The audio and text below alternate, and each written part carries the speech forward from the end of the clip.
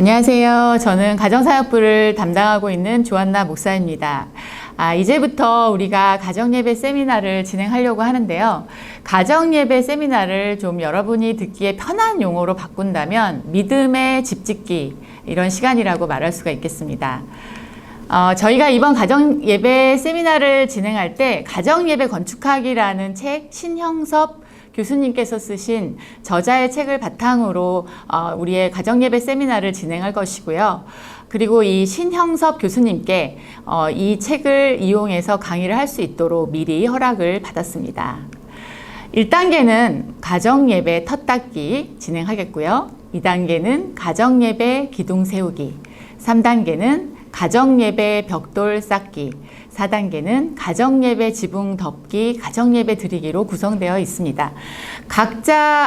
이 각자의 단계에는 각각의 전문가 목사님들이 강의를 하실 겁니다. 그런데 제가 우선 서머리로 간단하게 1단계에서 4단계까지의 집을 어떻게 지을 수 있을까 한번 보도록 하겠습니다. 1단계는 터닫기입니다. 네, 집의 가장 중요한 부분이죠. 이 터닫기를 가정예배로 비유를 했을 때는 부모의 회심과 가정의 신앙교사로서의 정체성을 갖는 것이다 라고 이야기를 할 것이고요. 2단계는 이제 기둥을 세웁니다. 네, 기둥은 두 가지로 이루어져 있습니다. 자녀와의 관계와 기독교적 세계관으로 이루어져 있습니다. 3단계는 이제 드디어 벽돌을 차곡차곡 쌓기 시작합니다. 벽돌이 보이시죠? 자, 이 벽돌은 각 가정에서 드려지는 예배의 말씀과 기도로 이루어져 있습니다. 이제 4단계의 지붕 덮기. 지붕이 덮어져야 가족이 편안하고 안락하게 살 수 있을 것입니다. 이것을 가정예배로 할 때에는 거룩한 기억의 공간과 교제의 공간과 섬김의 공간을 가족 예배를 통해서 만들어가는 것으로 이렇게 이루어져 있습니다. 자, 성도 여러분 많이 기대되시죠? 이제 1단계 강의 시작하도록 하겠습니다. 안녕하세요. 티타임 가정예배 세미나 첫 번째 시간입니다. 오늘 저와 함께 첫 번째 가정예배 세미나에 대해서 함께 나누는 시간을 갖도록 하겠습니다. 저는 첫 번째 강의를 맡게 된 김재용 목사라고 합니다. 앞으로 많은 목사님들과 함께 저희들이 가정예배를 잘 세워나가는 귀한 은혜의 시간이 되시면 좋겠습니다. 오늘 첫 번째 강의는 가정예배 세우기 1단계로 가정예배 터닫기, 가정예배의 가장 기초적인 것에 대해서 저와 함께 나눠보도록 하겠습니다. 사실 가정예배는 우리 모두 다 드려야 된다라고 하는 부담감은 있지만 실제로는 참 어려운 것이 가정예배라고 할 수가 있겠죠.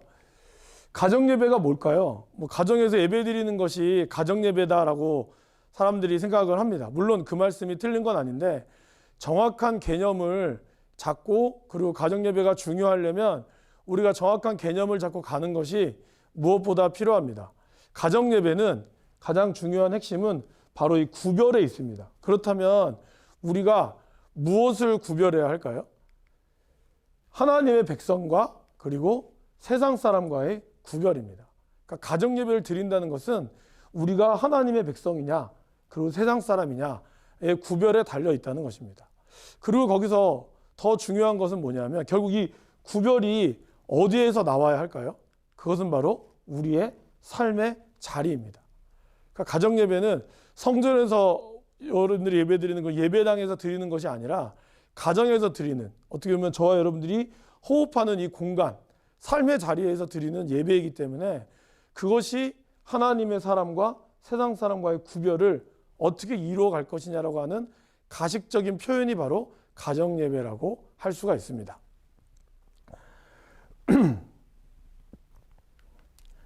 그렇다면 가정예배가 가지고 있는 가장 큰 첫걸음은 어떤 것일까요? 어떤 것이든지 간에 시작이 반이라는 말이 있던 것처럼 가정예배를 드릴 때 가장 중요하게 우리의 밑바탕으로 깔고 있어야 되는 것이 무엇인지 오늘 이 말씀을 통해서 한번 보도록 하겠습니다. 오늘 말씀은 마태복음 7장 25절 세 번역 말씀으로 제가 준비를 했습니다. 제가 말씀을 좀 읽어보겠습니다. 비가 내리고 홍수가 나서 바람이 불어서 그 집에 들이쳤지만 무너지지 않았다. 그 집을 반석 위에 세웠기 때문이다. 인생을 살다 보면 비도 내리고 홍수도 나고 그로 인해서 무너짐의 위기가 찾아올 때가 있습니다. 그런데 동일하게 예수를 믿는 사람이든 믿지 않는 사람이든 동일하게 이러한 위기가 찾아오는데 어떤 집이 무너지지 않는다고 성경은 이야기하고 있을까요? 바로 반석 위에 세운 집이다라고 이야기하고 있습니다. 그래서 가정예배의 가장 중요한 핵심은 이 반석입니다. 결국 가정예배가 우리의 신앙의 반석이 되어야지만이 그 집에 세워져 가는 것들이 있을 때 가정이 어려움에 처한다 할지라도 무너지지 않게 된다는 것입니다. 저도 이제 결혼 이 영상을 들으신 분들은 웃으실 수 있지만 이제 10년이 조금 넘었습니다.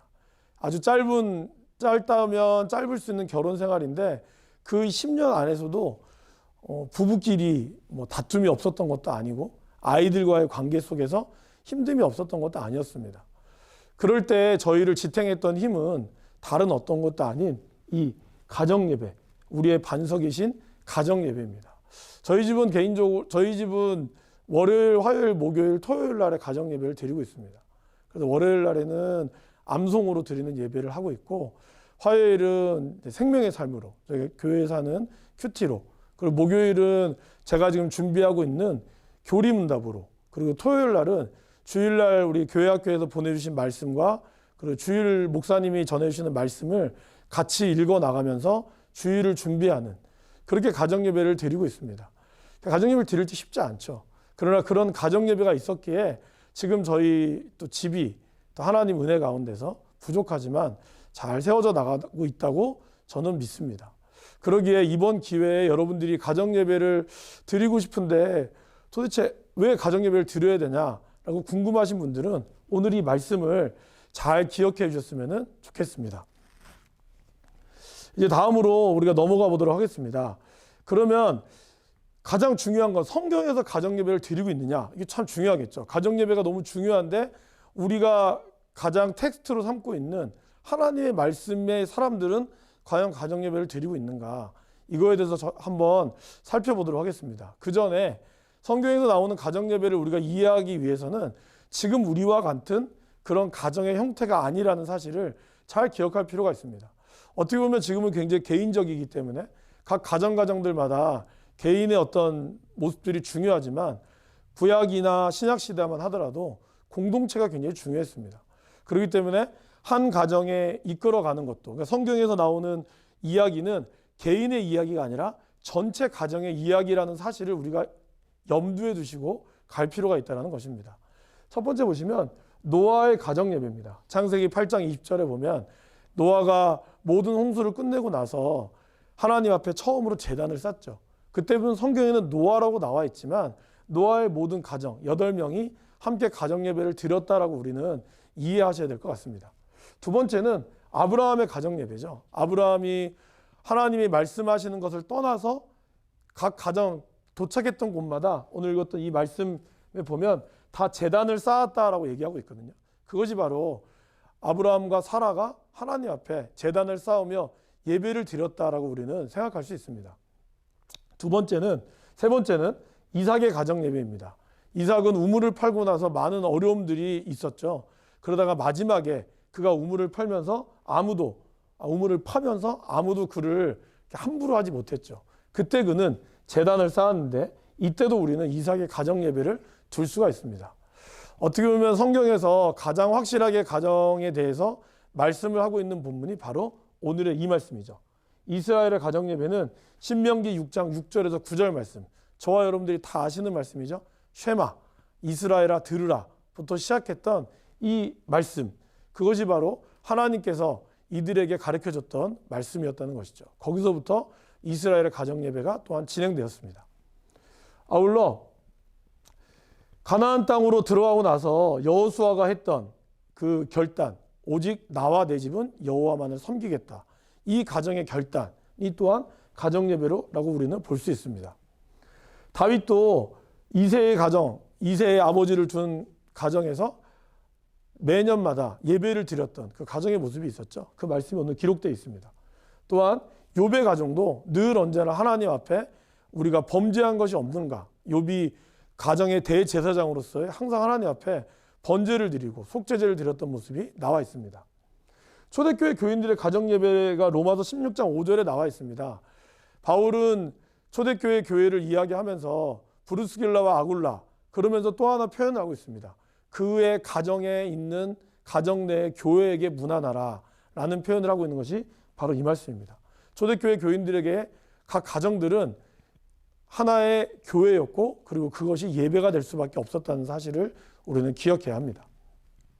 그리고 사도 바울은 에베소 6장 4절, 디모데전서 5장 8절 등 곳곳에서 가정에 대해서 어떻게 해야 될 것인가, 특별히 교회의 직분자들을 세울 때 가장 우선으로 세웠던 것이 바로 가장으로서의 역할을 어떻게 감당하냐였습니다.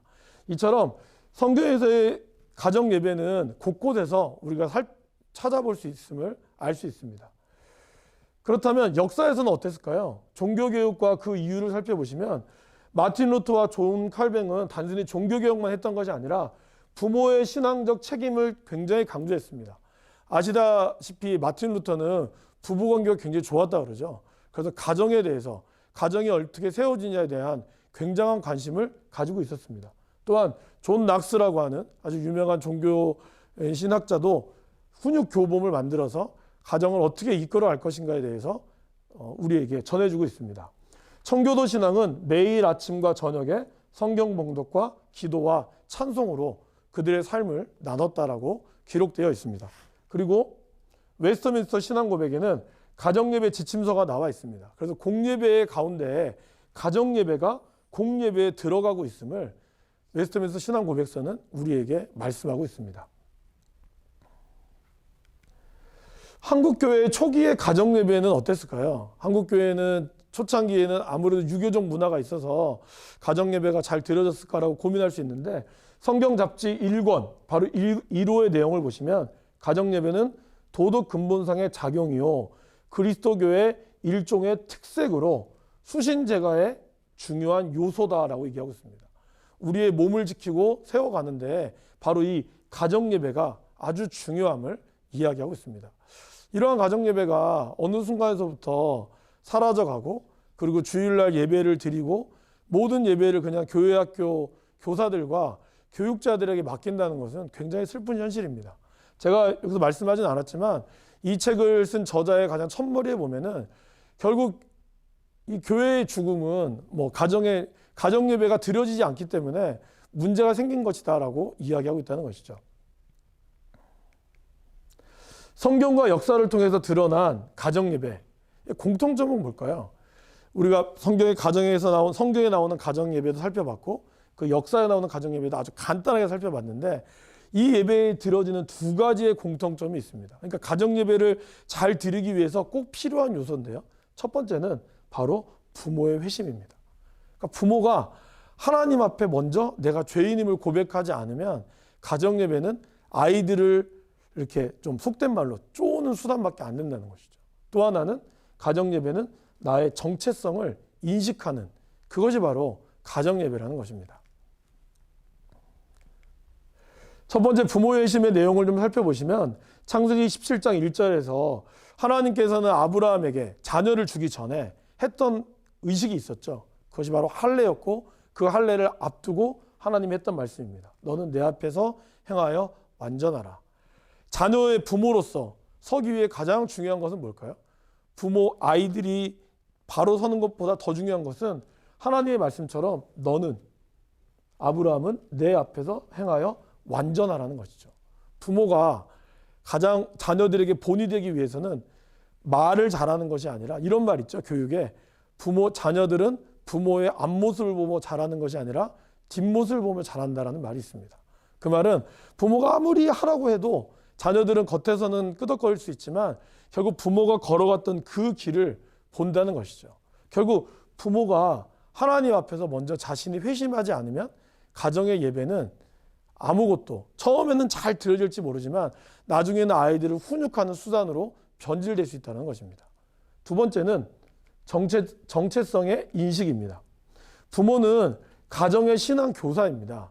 아까 제가 좀 전에도 얘기했지만 부모가 가정의 신앙 교사의 역할을 제대로 하지 않고 모든 신앙을 그냥 교회 학교에 맡겨버리고 어떤 외부 기관에 맡겨버리기 시작하면 그 가정은 무너질 수밖에 없습니다. 물론 부모 개인의 신앙과 봉사도 참 중요합니다.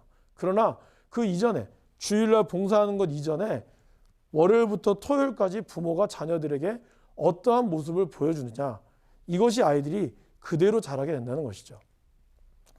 교회와 부모와의 관계는 그럼 궁극적으로 어떻게 돼야 될까요?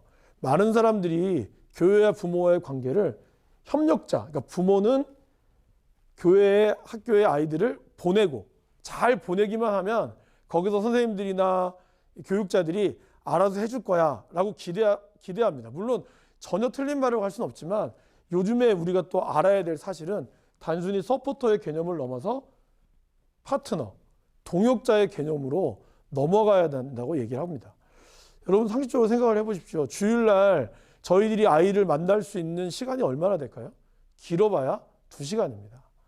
168시간, 일주일에 168시간 중에 잠자는 시간 반 빼버리면 84시간, 84시간 중에서 정말 만날 수 있는 시간은 2시간이죠. 뭐 주중에 전화 신방 한다고 해도 우리가 최대한 느려서 만난다고 해도 3시간 정도밖에 되지 않습니다. 뭐 더 정말 넓게 잡고 제자 훈련 한다고 해도 결국에는 아이들을 만날 수 있는 시간은 84분의 4, 4시간, 21분의 1밖에 안 된다는 것입니다. 그럼 나머지의 시간은 누구랑 있을까요? 친구들과 있는 시간 빼더라도 최소한 10시간에서 20시간 이상은 부모랑 있다는 것입니다. 그 말은 25% 이상은 부모랑 관계를 맺는다는 것입니다. 그러면 부모와 맺는 영향이 더 클까요? 아니면 교육자가 맺는 영향이 클까요? 이거는 눈에 뻔히 보이는 대답입니다. 그렇다고 해서 교육자의 역할을 저희들이 회피하고자 하는 것이 아닙니다. 교육자분들이나 교사분들은 어느 누구보다 한 아이를 위해서, 자기 반 아이들을 위해서 일주일 내내 기도하고 고민합니다. 그러나 그것만 가지고는 안 된다는 것이죠. 이 월요일부터 토요일까지 아이들이 주일날 예배를 잘 드릴 수 있도록 동역해 주셔야 되고, 그리고 주일날에는 이 아이들이 잘 세워져 갈 수 있는 이런 서포트 역할을 감당해 주셔야 가정예배가 온전히 설 수 있게 된다는 것입니다. 저와 여러분들이 이제 첫 시간을 이렇게 맞이했습니다. 어떠셨나요? 아마 아주 기본적인 계략이고 사실 너무나 이거 기본 아니야? 라고 할 정도로 굉장히 쉬운 내용들을 저와 함께 나눴습니다. 쉽지만 다시 한번 고민할 수 있는 내용이 되었으면 좋겠습니다. 아무쪼록 이제 첫 번째 시장이었고 앞으로 두 번째, 세 번째, 네 번째 갈수록 좀 더 심도 깊고 그리고 중요한 내용들을 다루게 될 것입니다. 여러 가지 뭐 이론적인 내용들이 굉장히 중요하겠지만 가장 중요한 핵심, 가정예배 너무나 소중하고 가정예배를 드리는 주체, 물론 주인은 하나님이시지만 그거를 드리는 부모와 자녀가 하나님 앞에 가장 먼저 쓰임받고 세워지지 않으면 안 된다라고 하는 사실을 여러분들이 잊지 마시고, 아무쪼록 이제 이 강의를 통해서 가정예배를 드리고자 또 결단하셨는 줄 압니다. 또 이제 마음을 먹고 시작하려고 하셨을 텐데 그 마음들이 저희들이 잘 도와줄 테니까 여러분들께서 잘 따라오셔서 함께 협력하는 관계로 가정예배가 잘 세워질 수 있기를 주님의 이름으로 간절히 소원합니다. 오늘 강의를 끝까지 들어주셔서 감사합니다.